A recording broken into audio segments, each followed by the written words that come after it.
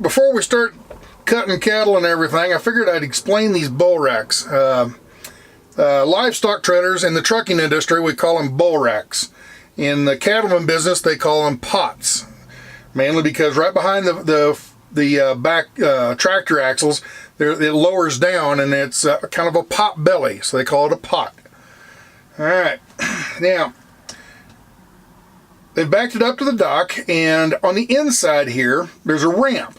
And let's show you this ramp on the inside. And what they do is this swing gate here, this is the back room. It's right at the very back of the trailer. Now he's going to pull this gate out and swing it into position, and basically it makes a hallway. See, there's two pieces there. It's a double hinge, and he's making a hallway, and then they're going to go up. They got to get way up in the front of the trailer, so he's going to pull this ramp out, and then his cattle are going to walk in and then upstairs, on this ramp, this little ladder. And you go up, and this is what the top section. This is called the top pot.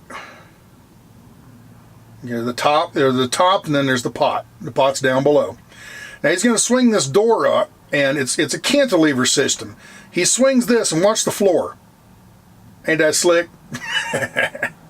So anyway, he'll run the cattle in here, and they're going to sort out a certain amount of cattle, and he'll run those cattle in here, and they'll go down in that bottom. He'll herd them up into that front nose. Once they get up in the front nose, he will close that gate in there, and they're trapped in there. Okay. Then what he does, he comes back out, and they'll run some more cattle, and they'll go up that ramp into the upper section up there, the upper pot, and he'll close that gate off. He'll put the ramp, we close the gate and put that ramp away. After the ramp's put away, he'll open up the bottom section. And I don't have a video of that, but basically, kind of like the front, just open it up, another section in the back, they swing this gate open, and a ramp falls down. And then when the cattle go in, the only choice they have is to go downstairs.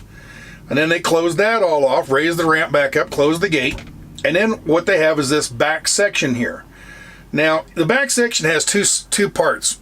It's got what they call a doghouse, which is way up in the very top right-hand passenger side of the trailer. And it's a great place to put little calves and stuff. If you're hauling mama cows and a bunch of little calves, it's a good place to put the calves up there in those little other sections, so the mama cows don't step on them. When they go around a corner or something, they lose their balance, and then they injure their little calves. So that's what it's called the doghouse.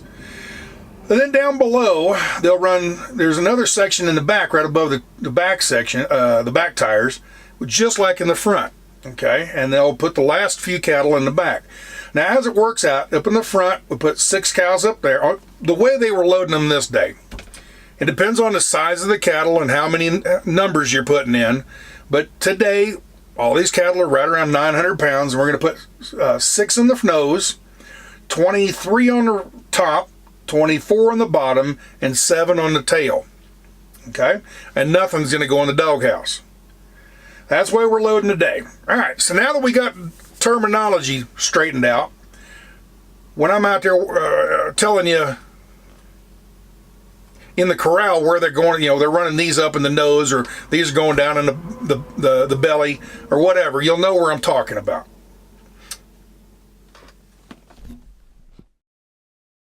All right, what I'm learning here, this is a sorting pen right here. Hit the one into this pen. And once they get them into this pen, they look them over and decide which ones they want to keep and which ones they want to discard. What? I can't hear you. What do you say? I don't know. What do you say? I don't know. I can't hear him. I'll say, boy, I can't hear what you're saying there. You gotta speak up.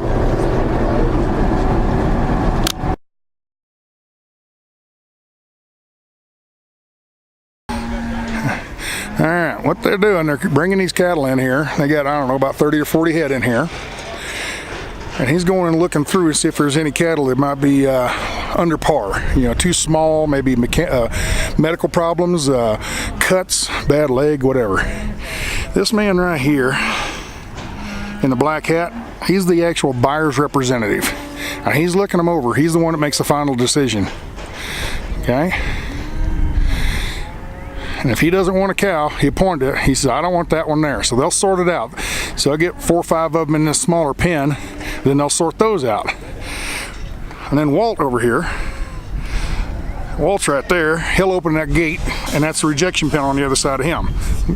So they're going to find one of these heifers, and I don't want that one there. And he's going to open the gate real quick and let her in. He don't want her. So he's going to drop her off. Okay, the rest of them he's going to keep. So I'll leave them in that pen, and they'll come out and do the same thing until they get all the ones they don't want in or out of there, sorted out. It's called cutting the herd.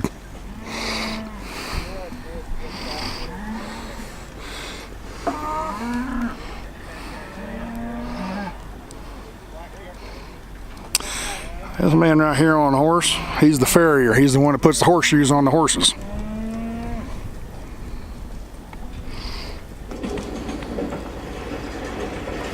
All right, gonna run another batch in here. Now you're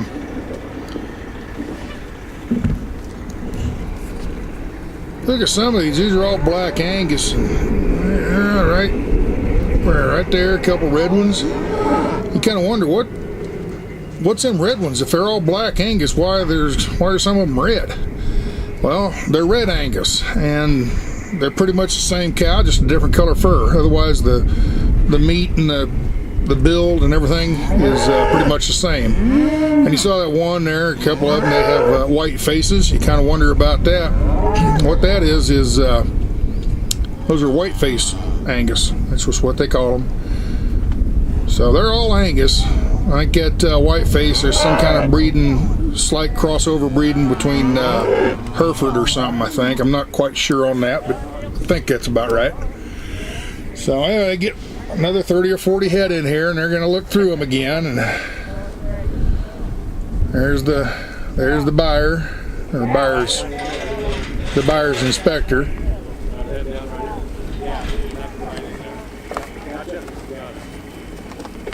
He's pointing which one he wants. And then the guy there in the blue shirt, I found out later, his name's Dan. And they'll run 3 or 4 of them off into that other pen, and they can sort 1 out of 5 a whole lot easier than they can 1 out of 30. They just keep whittling them down. Okay, there 1 or 2 of them go off in the other pen. And there's others that they kept in the loading chute. They're still good. You know, they want them. So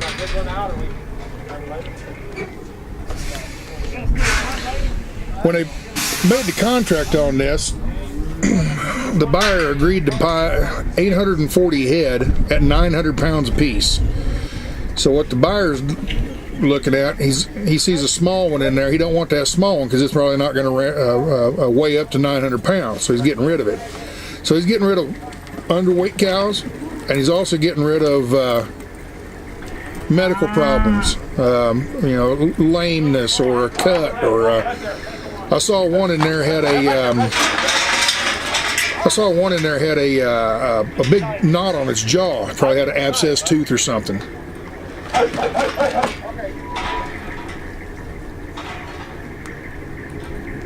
There's one more sorted out. I want to keep that red one so it goes back in with the herd. No, I'm going to put so many gates in there. Okay, let's go with 7 again, sir.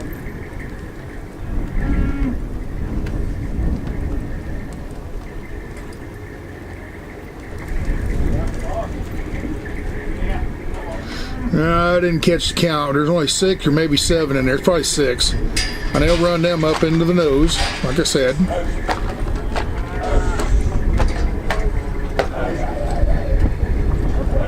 If you listen real close, you can see if they just go into the back or if they go all the way to the front.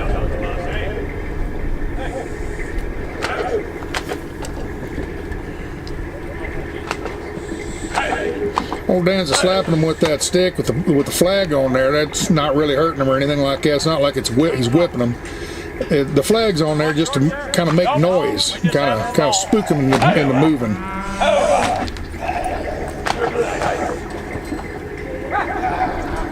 We'll get them eventually. There they go.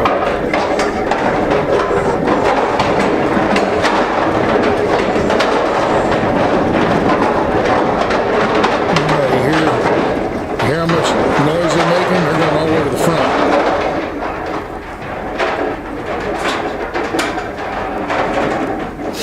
So they're putting that, there was 6 of them, they put them up in the nose up there.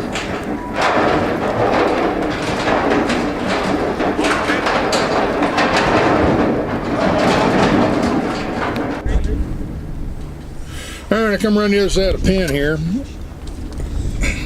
Just get a different angle, different view.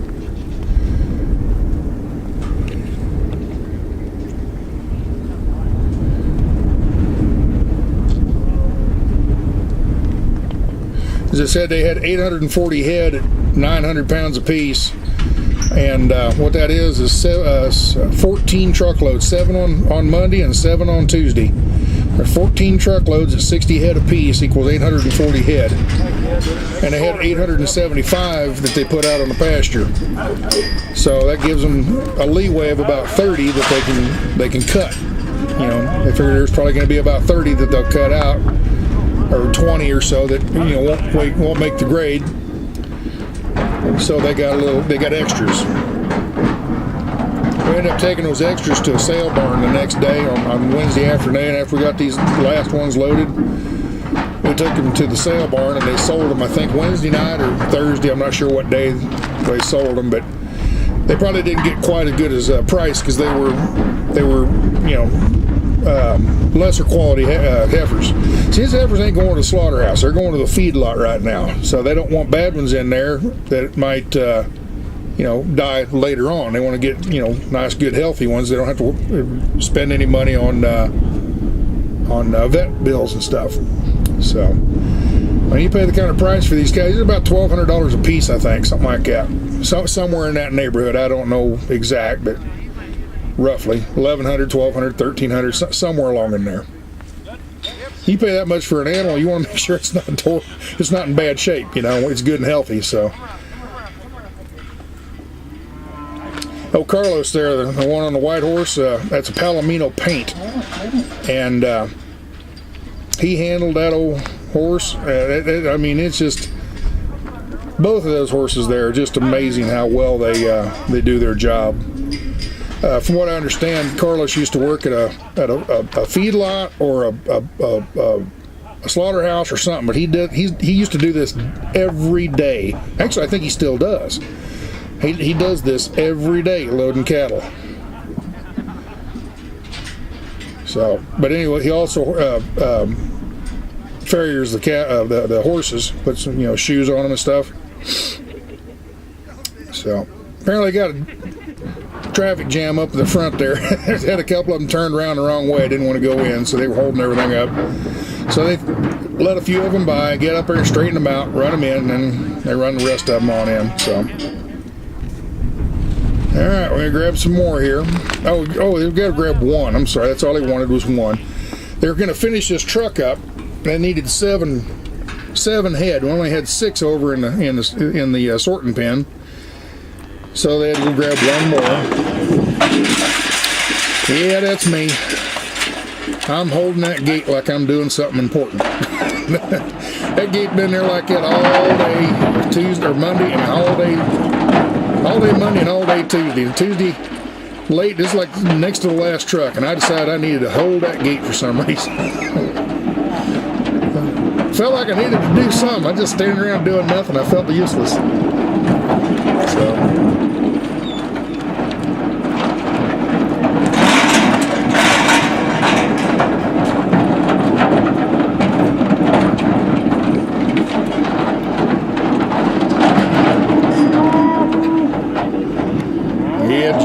Joe's running the camera here.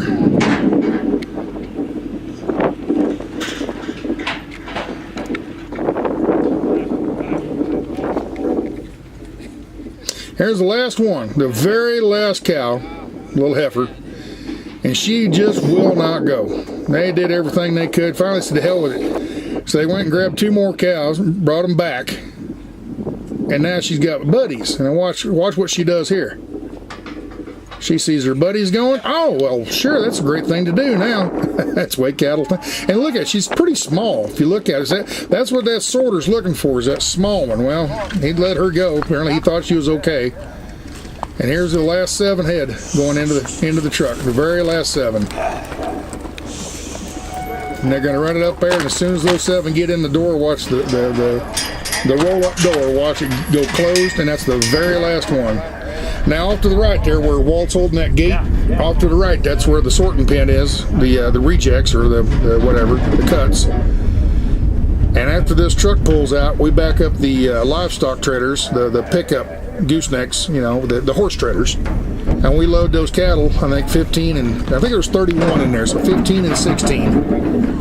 And we load them into the pickups, and they took them up to a auction barn and sold them.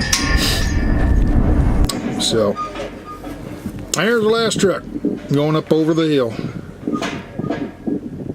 Very last one. Anyway, Joe and I, we get in the pickup and we follow him up. He goes about halfway into town. There's a feed lot that has a big scale, a truck scale. So we followed him in there, and they'd been going in the morning. They go in and get an empty weight. They come out and load their cattle, and then go back and get a loaded weight. And the difference is the tear. That's the cows. That's how much they weigh. So anyway, this is the last truck showing up. He pulls around and backs up on the scale, and they go and weigh him, and they've added it up 840 head on 14 trucks. 814 head, and the weight, I don't know what it was, but it averaged out 917 pounds. So they made their weight.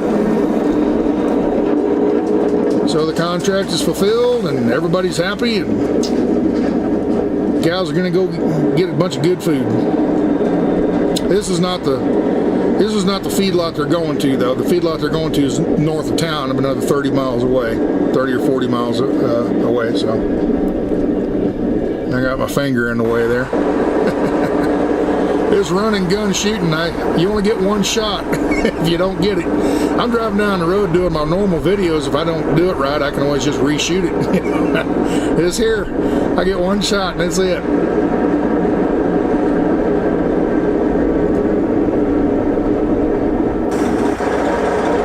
Anyway, this is the last truck. I'm going to get it loaded and get out, and